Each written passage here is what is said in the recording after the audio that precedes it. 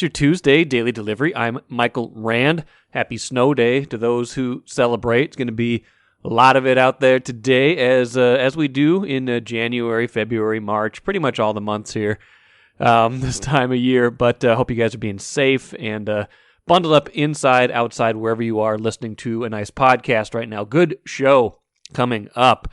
Andrew Kramer will join me here in just a little bit to talk Vikings, film review from that, terrible 41-17 loss to the Packers the other day, but some things to learn from that game, even in defeat. Keith Rashad joins me too for some Vaikus, some poetry. The only way to wash the taste of that game away is with some poetry, I've always found, so we'll get to that in a little bit. Some Timberwolves thoughts as well. First, though, what did I miss? The story that had everybody captivated on Monday night. Bills defensive back safety Damar Hamlin suffers a cardiac arrest making a tackle in the game Monday night against Cincinnati. Scary, beyond scary scene on the field. He was trying to make a tackle on T. Higgins. T. Higgins, from what we can understand right now, is T. Higgins' helmet goes into Hamlin's chest and triggers a chain reaction that causes Hamlin to collapse just a couple seconds later, go into cardiac arrest. Sounds like he's in critical condition right now, but that his heartbeat was restored. He's sedated right now. The game was suspended, and no idea exactly what will happen from here at this point. But just reading some medical experts on Twitter, which is dangerous when nobody has all the facts. You can read some optimistic things about how this might play out, but we're not going to jump the gun on that. We're going to just hope that he is okay, and that this plays out in a way that a scary situation becomes a happy ending for sure.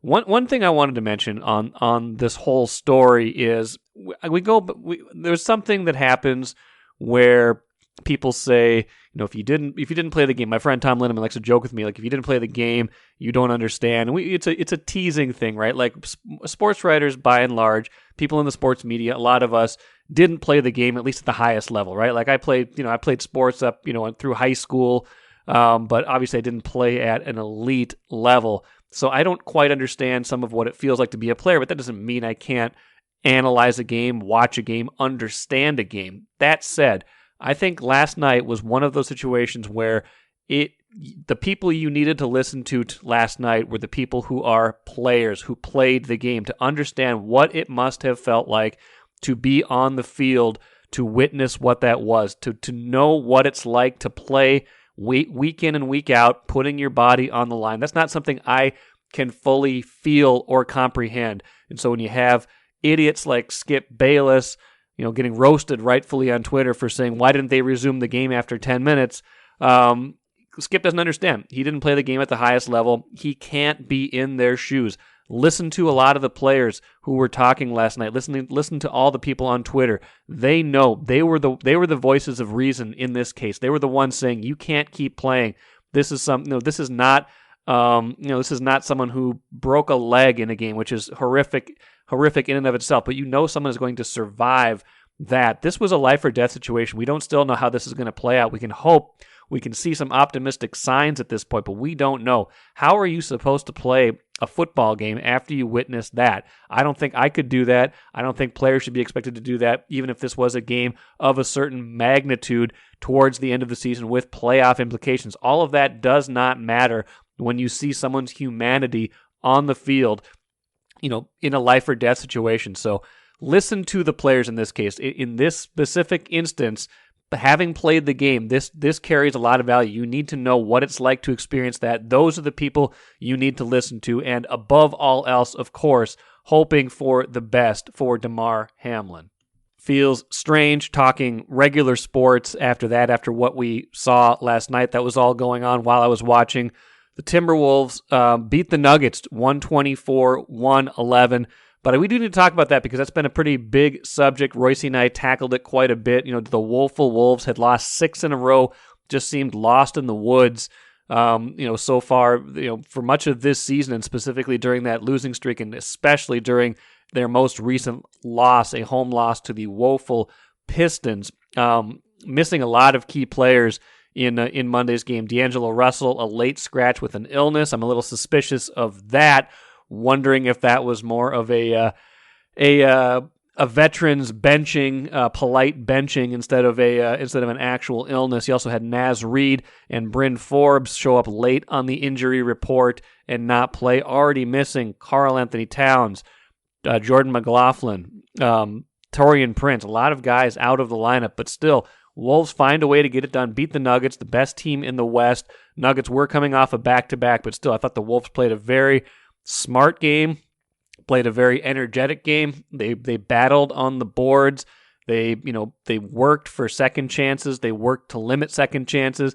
They moved the ball. And I thought Chris Finch had an interesting quote post-game about Jaden McDaniels, and that's something I'm going to be watching for going forward. Finch said, "He's a really skilled player, can do a lot of different things, can cut, crash, make a spot three, play off the catch, but if the ball doesn't move, these things don't come to life for him. It's kind of a barometer for our offensive ball movement." Really like that because that's something you can watch going forward. Is Jaden McDaniels getting involved in the game? Because he's not the kind of guy you're probably going to drop a lot of plays for. He's the kind of guy that's going to get opportunities as a result of good ball movement. He was 9 of 10, 21 points in this game. He was doing a lot of different things in this game, and that was a good sign for the Wolves because when he is involved in the offense, that means A, they have another person who can score, but B, that means they're playing the right way as they did against Denver. So a good sign for them, good sign for Jaden McDaniels, something to watch going forward. Now we got to see if the Wolves can stack a few of these efforts on top of each other, and we got to see how these rotations shake out. I don't think they can hide guys forever. I don't think they can say, D'Angelo Russell is out indefinitely with an illness. How do you work him back in, or do you work him back in? How does this play out? Are you better off in certain cases with, a scrambling, scrappier lineup? I don't know. That's a question for Chris Finch to sort out, but I think he's got some latitude now to do more things with the lineup now that he's seen what happened in this game. So a lot of interesting things to watch going forward, but a good first step for the Wolves as they try to pull themselves out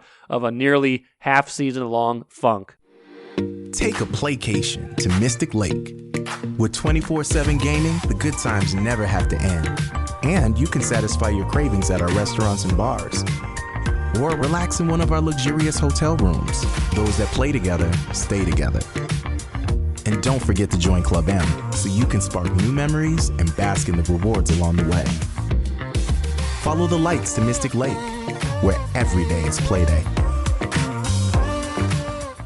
All right, back at it with film review time. Andrew Kramer, Vikings writer from the Star Tribune, joins me as he typically does on Tuesdays. Took a week off last week because I was off. Nothing from Andrew on that regard. But Andrew, the film will not be pretty to dissect for the Vikings when they get into their deep film study. You've already watched it back. 41-17 loss to Green Bay. That was 41-3 at one point in that game, if I'm not mistaken. So that was another terribly lopsided game. It was the third time in the last 7 weeks that they've been down by at least 33 points, which you would not imagine you would typically say about a 12-4 team, but here we are. And there's a lot to get into from that game. Where do you even begin to dissect, whether it's shutting down Justin Jefferson almost entirely, whether it's the offensive line and the struggles they had? Where do you begin to break this one down?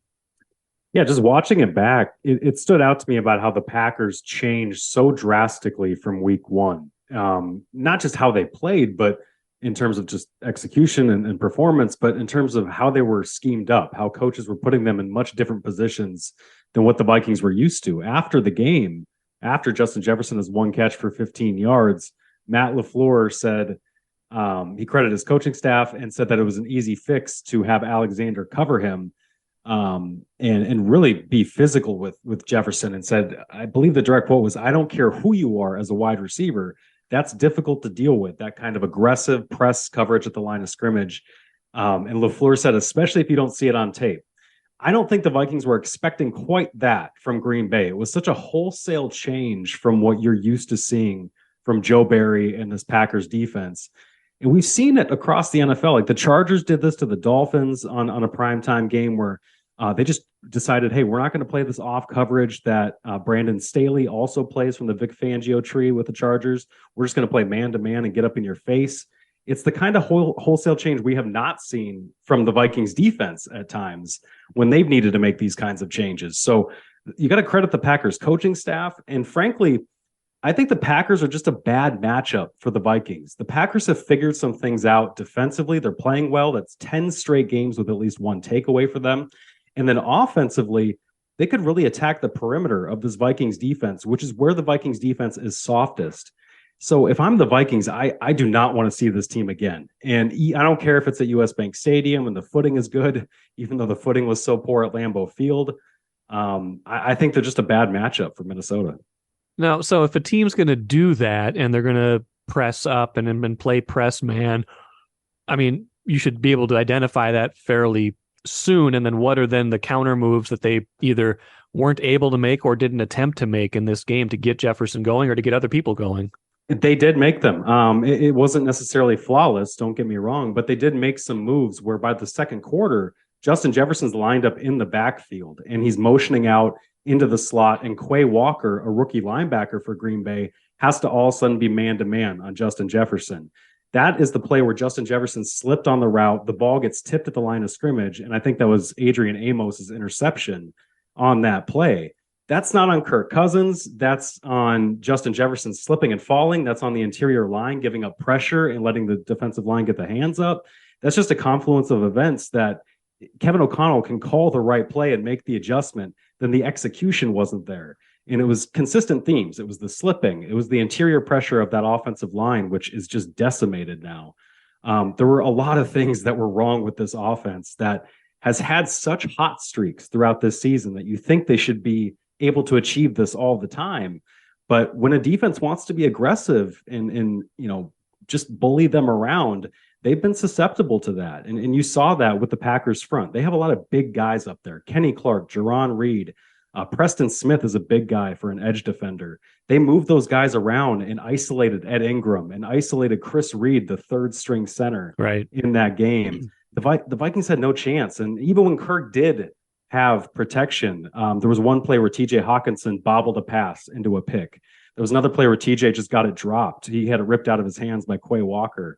Hawkinson had a bad game. Jefferson just didn't have much of a chance in the game plan for a variety of reasons. And that's how you stop this offense.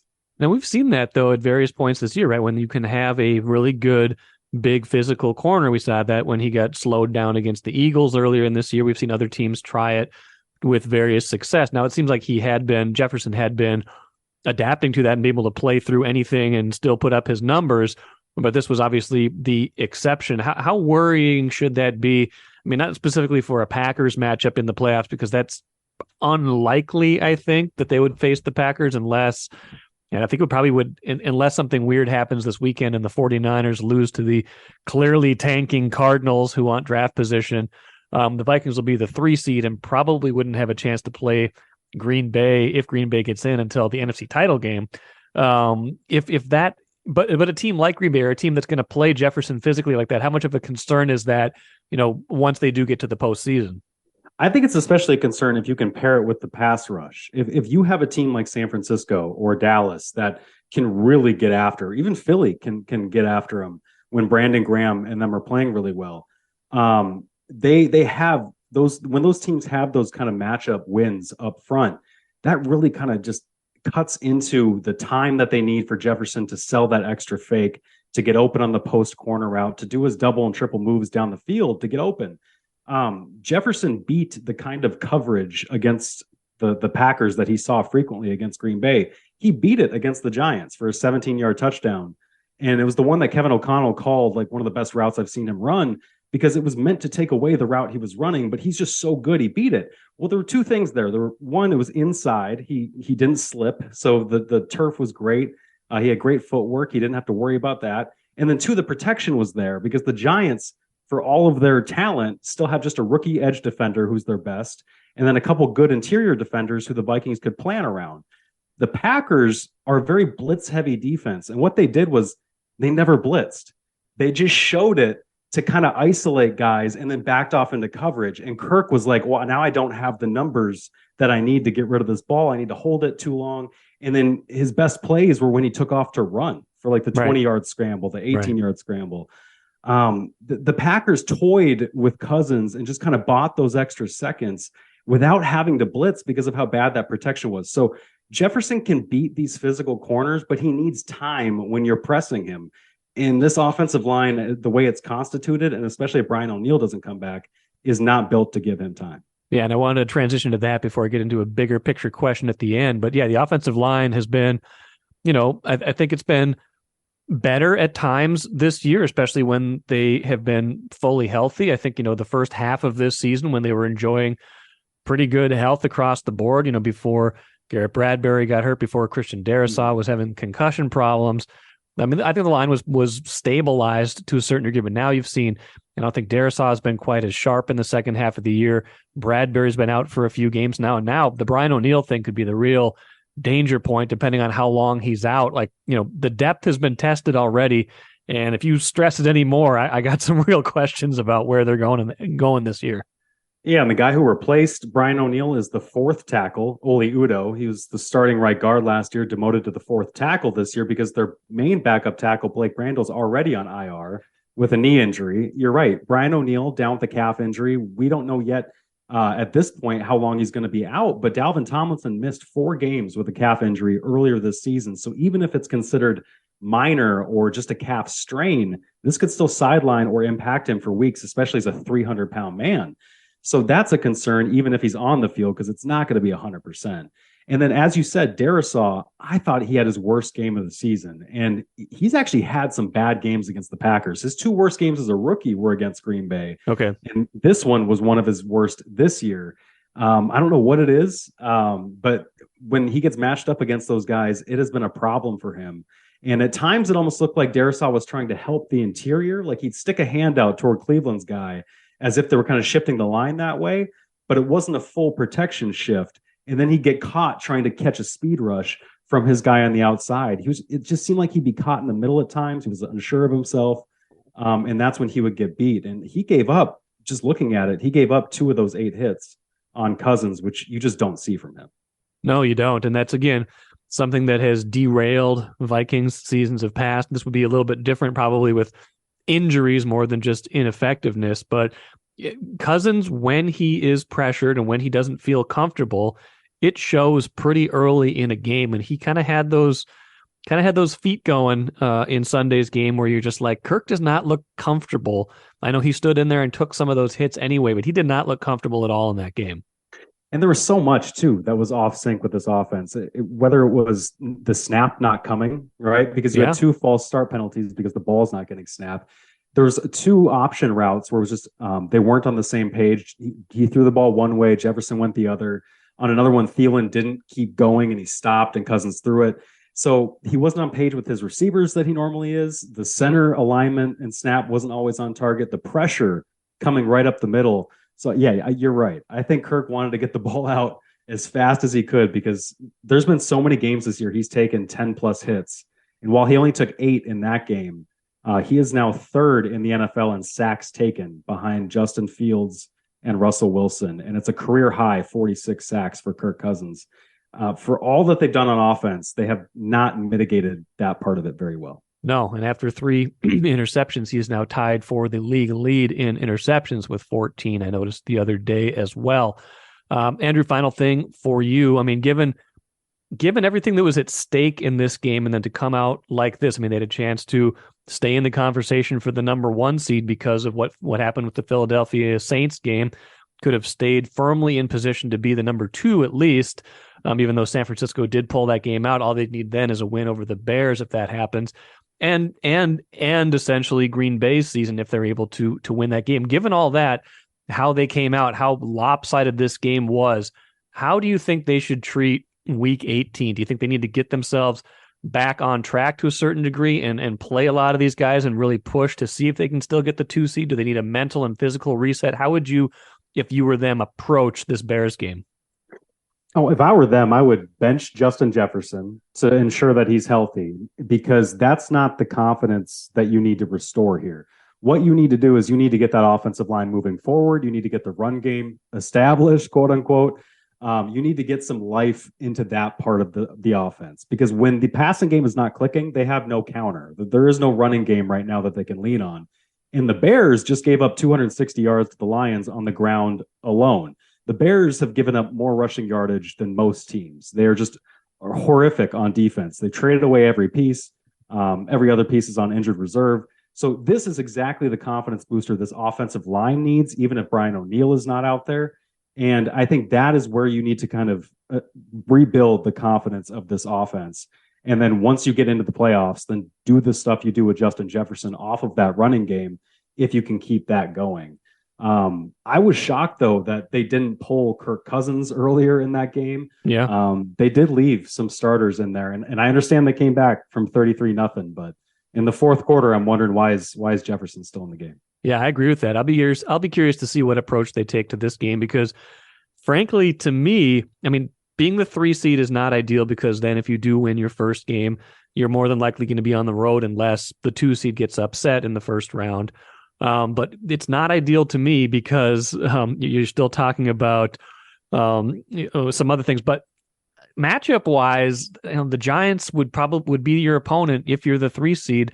That's not a great matchup, but that's a team you handled. You can play with. You defeated them, albeit in a close game recently. That is a little bit more appealing to me than trying to play Green Bay again, or maybe the Lions. I mean, the Seahawks still have a chance too, but any one of Green Bay or Detroit scares me more than the Giants right now at this point. So I'm not saying all in for the 2 seed is where I would be right now. That's a good point. Yeah, and I think too, the big thing about the matchup is in the first round is that if you get Daniel Jones, if you get even Geno Smith, I mean, these are quarterbacks that you can fool, trick, get after in ways that if you're facing Kyle Shanahan's offense, or you're facing Aaron Rodgers and Matt LaFleur, even Dak Prescott and the Cowboys, you're just not going to be able to do that. This defense is very below average, if not bad. And we saw more of that on Sunday. So I like Kevin O'Connell's chances of outscoring Daniel Jones for sure in week 1, than trying to chase the 2 and get matched up against, possibly the Packers, the Lions. Those are offenses that I just don't like their chances against. Yep, I agree with that. Well, we'll see where next week leads them and beyond. Good stuff as always, Andrew. We'll talk to you again soon. Sounds good, Mike. Thanks. Good stuff from Andrew as always. Again, if you're a Vikings fan, you probably just wanted to burn the film of that game, never watch it again. But some things they can learn. They can always learn from these things.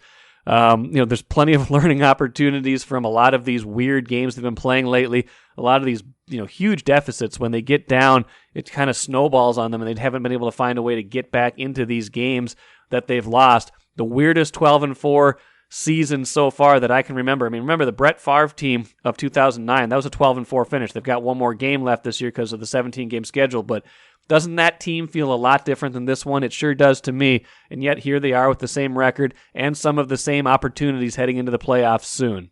Another award-winning, my least favorite team is my favorite team segment, and my goodness, Keith Rashad, Vikings have really been pushing all those buttons this year, have they not? The least favorite, the favorite. No middle ground with this team. They either win in dramatic fashion or they get absolutely stomped. And Sunday was one of those stompings. They were down 41-3 at one point to the Packers. Hey, just final shut score. up. Just shut up, because now you're stepping all over my first haiku. Well, I don't want to step on your haikus. Let's get to the Vikings. Number 1, please, sir. Okay. Only 2 outcomes are possible for this team. I hate the Packers. So I did not know that. This is good. This is just good evidence that I don't see the Vikings before we go live. It's a pleasant surprise for me. As if the listeners need evidence that we don't plan this out beforehand. Did you know that we don't talk about this a lot before we do it? But I like that I'm reacting in real time, that I have not premeditated my reaction to what your Vikings are. But this was definitely clear evidence, because you're right. I was stepping all over Vikings 1, but we were both we're on the same. We're robbing the same train, basically. In that, yes, there are only 2 outcomes with this team, and it's frustrating. And yes, you hate the Packers as well. Yeah, and the rest of the season you can see being laid out just you can see what the end result's going to be here, right? I think They're so. going to squeak by Chicago, or maybe not. Maybe they'll get killed because they're not going to play anybody. And then in the playoffs, they will barely beat some marginal team like Washington or the Giants. No, can't be Washington. They've been eliminated, but yes. Okay, whoever, whatever. The Giants are very likely. Yeah, about the third quarter of yesterday, I quit thinking about football up until this very point right now. Perfect. Okay? So I don't know who's in or out. But, right, they're going to barely squeak by whoever they play at home in the first round. And then they're going to go out to San Francisco and get just destroyed. Yeah, that seems about right. It's going to be 56 to 16.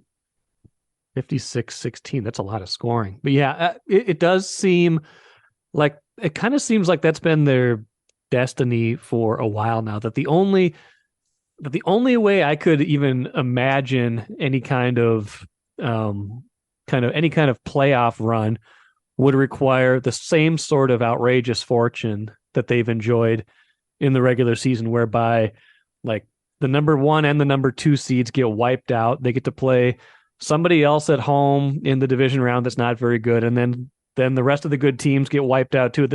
Basically, the only way I can imagine them going through this field is if they don't have to play Dallas, San Francisco, or Philadelphia, and that does not seem likely to me. No, it does not.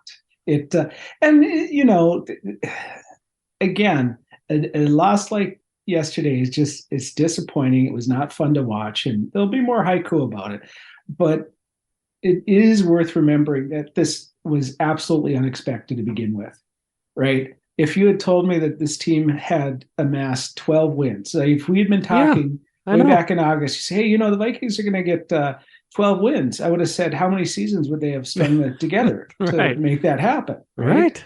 And so, it was disappointing. A lot of it was self-inflicted, and there were just bad mistakes. It was also the result of a team that did not want it nearly as much as the other team did. That's very true. And so, that being said, let me Vaiku 2, please. Entertain you with Vaiku 2. Eruditeness does not prevent this team from making me stupid. Yeah, they have a habit of just making you feel dumb, don't they? Well, yesterday was one of those days, right? And not everybody's listening, but I'm a single dad, so I got all the household responsibilities, all that kind of stuff, right? Yesterday is one of those days where it was 6 loads of laundry, 2 loads of dishes, trying to clean up the mess from all the holidays and all that kind of stuff. And so there was just constant housework and other work, all the while a 6-year-old is jabbering away at me and wondering why I can't spend more time playing with him and doing all the fun stuff. All the while I'm wondering why I can't spend more time in doing all the fun stuff. And so I had a very limited amount of time, and I did all this work that I could before the game, because I said, if I'm going to enjoy one thing today, it's going to be sitting down and watching and trying to enjoy this game. And so then I sat down and started watching that game, and it looked beautiful for a minute there with that block punt. The block punt, yeah. Ball at the 1. And you would think they would have gotten more than 3 out of that, but then they didn't. And then things started getting bad, right? And then and we had the kickoff return, we had the interception. We had that goofball doing the gritty over Justin Jefferson, which should have been pass interference, but whatever. And the whole while I'm sitting there and thinking to myself, okay, right, at one point the Packers had 14 points and 14 yards of offense. Right, because their points were on the kickoff return and the pick 6. Right. So sitting there and watching this game, it's like, okay, right, I should just turn this off and then go do something reasonable. And it just kept getting worse, kept watching it. I said, okay, fine, get to halftime. And I say, all right, I'm going to make some popcorn. We had an early dinner in the house here. Make some popcorn, sit down with my son. We'll watch a little bit more of this. So I made the popcorn. We sat down. Vikings are driving. That's beautiful. And all of a sudden we had the fumble as the Vikings were driving. Right. And that's when I finally said, this is enough. It was your breaking point. Yeah. And I said, how is it that I spent on this day when I had very limited time to do anything enjoyable? that I spent 2 hours watching this game, this miserable team, right? I have more college degrees, Yes. right? I've amassed more education than most people, right? I am the most credentialed person in pretty much every room I walk in. But this stupid team continues to make me Yes, dumb, it right? does. I keep watching them and watching this and hoping for something better when it was obvious that this is just what it was going to be early on in that stupid game. Yeah, it was, it wasn't like it was inevitable what was going to happen, but when they didn't get a touchdown on a drive that started from the 1, I got pretty pessimistic at that Yeah, point. And I was like, you yeah. know what? This team doesn't look like there's a certain like killer instinct that goes into being able to get that 1 yard and just be like, okay, the special team set us up in this amazing spot. We're going to punch this thing in and going to start rolling from here. When they didn't get that, and then all of a sudden, of course, the kickoff return right after that, that's another story. But it just didn't feel like at any point, you're right, that they had the whatever it is that made it seem like they wanted it more. And that was the disappointing part, because you could have imagined that scenario if there was nothing to play for. But by the time they kicked off, there was a lot to play for. They still had the number 1 seed still hanging out there because the Eagles had lost already in that game. They still had the chance to be the number 2 seed if they won out. They could eliminate Green Bay. They had a lot of little carrots dangling in front of them, and they still did not get anywhere near that game. Well, no, it was just. We've seen it happen a million times. Maybe this new leadership will end up changing things over the course of time, but they did not have the same level of desire and are not a good enough team to just sort of make it happen when they're maybe not as what's the word I'm looking for, as enthusiastic as the team on the other side of the ball, or as desperate as the team on the other side of the ball. It's just like, at a certain point, why watch this, right? Uh-huh. In the same way as like, why watch that Sean Mannion game that they played against the Packers? why bother with this ridiculous mess? I know why you bother. So you can give us your third and final Vaiku. Yeah, and I just want to say, we mentioned pre-production, our 15-second pre-production meeting. Yep. Normally there's 4 Vaiku. Normally there's 4. Yep. This game only deserved 3. Yes. So here's the third. The spirit willing, but the flesh not so great. The offensive line. Yeah. I don't know how many seasons you've seen ruined by subpar offensive line play. I can count quite a few in my time. 2016, where a 5-0 start gave way to a putrid finish. The 2017 NFC title game. A lot of seasons were damaged beyond repair by a bad offensive line. I don't know if we're there yet this season. A lot of it's going to depend on who's healthy once they get to the playoffs, but that wasn't good. Wasn't good, was it? Well, the part of the reason why I particularly like this Vaiku is because it's layered, right? It has many subtle meanings that you can tease out in many different ways. And one is obviously just the poor play by the line itself. But the other part of it, another part of it that you can contemplate and think about and ruminate upon as you think through these Vaikus in your life, as they speak to you in many different and varied ways. As you think about when you get down to your third string center, right? When you get down to the guy who's replaced the guy who none of us liked at the beginning of the year to begin with. Where have you gone, Garrett Bradbury? Exactly. And then you lose your your right end who's pretty good. Tackle. Yeah. Or excuse me, tackle. And yeah, man, that is not a recipe for success. And this team has been trying to, well, sort of trying, maybe sort of in the second half of Rick Spielman's tenure, maybe not so much in the first half, trying to build this offensive line into something. They've invested a lot of draft capital in the offensive line. And when they are able to coalesce and play well, or have been this year, they've been decent. Yes. Not dominant, but they've been decent, and they've been good enough to help this team help the skill position players do what they need to do. That was not happening on Sunday. No, it was not. And Kirk Cousins had happy feet. Andrew Kramer and I talked about that a little bit. And when he's not comfortable, everything falls apart. And he was not comfortable in that game. And they threw Justin Jefferson off his game. And so it's just, I don't know. When you fall behind by more than 33 points for the third time in 7 weeks, you start to get a little bit concerned. You know what I mean? That there are those who would see that as a troubling warning sign for perhaps things to come. Yes. Yes. Well, we'll see what is yet to come and how much of it you are able to watch. Speaking of the offensive line, let's finish with the cooler. Not great news on that front. Kevin O'Connell calling Brian O'Neill's injury significant. That's a calf injury for Brian O'Neill. We'll see where he's at. He's already been ruled out of the final game against the Bears.